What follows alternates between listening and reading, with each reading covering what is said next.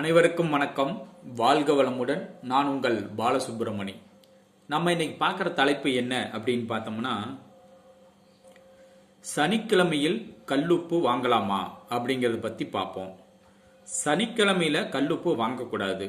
ஆனால் சனிக்கிழமை தான் கல்லுப்பு வாங்குற மாதிரி வரும். அன்னைக்கு தான் கல்லுப்பு தீரும், போய் வாங்க வேண்டிய சூழ்நிலை ஏற்படும்.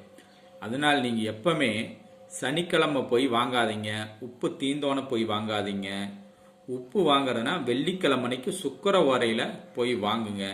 சனிக்கிழமை அன்னைக்கு வீட்டு விசேஷத்துக்காக இருந்தாலும் சரி, வீட்டில் உங்கள் யூஸுக்கு வச்சுருந்தாலும் சரி, நீங்கள் சனிக்கிழமையில் கல்லுப்பு வாங்கக்கூடாது.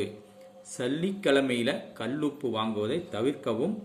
வெள்ளிக்கிழமையில் வாங்குங்க. சனிக்கிழமையில் கட்டாயம் கல்லுப்பு வாங்காதீங்க. அது உங்களுக்கு நற்பலனை தராது. இதனை கடைபிடித்து வாழ்க்கையில், அதாவது ஏதோ ஒரு விஷயத்தை தான் ஒவ்வொன்றா கடைபிடிச்சு தான் வாழ்வில் வெற்றி அடைய முடியும். இதை ஒன்றை கடைபிடிச்சா வெற்றி அடையணும்னு சொல்ல முடியாது. நான் சொல்கிற நிறைய தகவல்களை ஒவ்வொன்றா கடைபிடிச்சு வாழ்வில் படிப்படியாக வெற்றி அடையுங்கள். வாழ்க வளமுடன்.